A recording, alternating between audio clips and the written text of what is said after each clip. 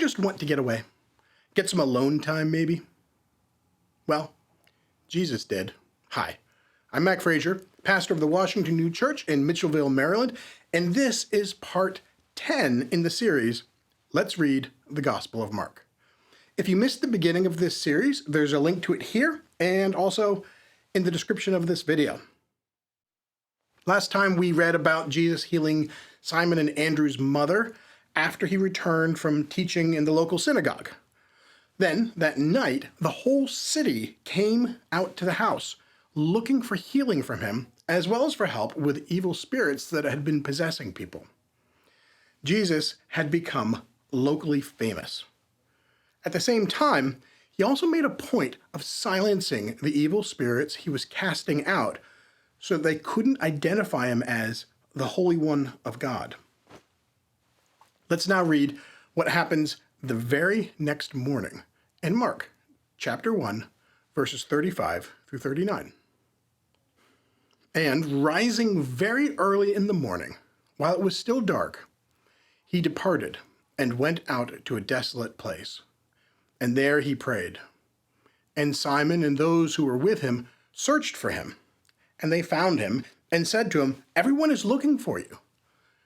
And he said to them, "Let us go on to the next towns, that I may preach there also, for that is why I came out." And he went throughout all Galilee, preaching in their synagogues and casting out demons. I used to be a real night owl, but over the years, that's changed. I've come to really enjoy the quiet of early mornings, when most of the world is still asleep. It's nice to enjoy the peace and solitude that comes before all the busy activity and noise of the day gets going. I picture Jesus waking up early in the morning. The night before, the house had been surrounded by a huge crowd. But as he goes out the door now, he's all alone. The sky is growing lighter, but the sun hasn't yet peeked over the horizon. The sound of early rising birds can be heard in the trees around him. But other than that, all is still. And in that pre-dawn quiet, Jesus slips away.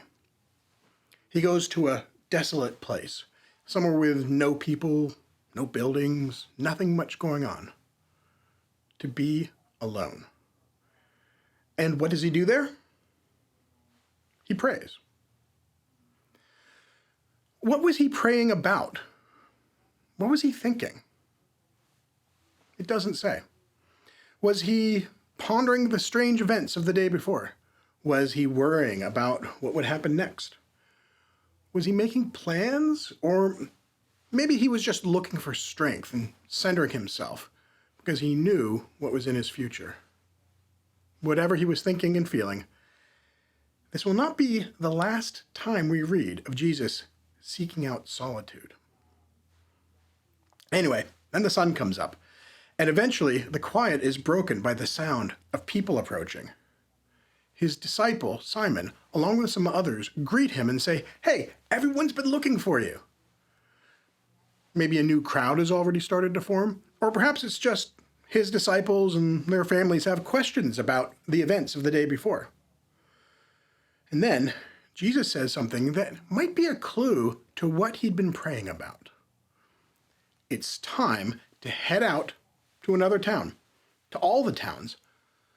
Now that he was famous in this one city, it was time to take his work on the road. And he says something very important here, that the whole reason he entered into public life was to preach, to go around visiting different places and teaching them the Holy Scriptures.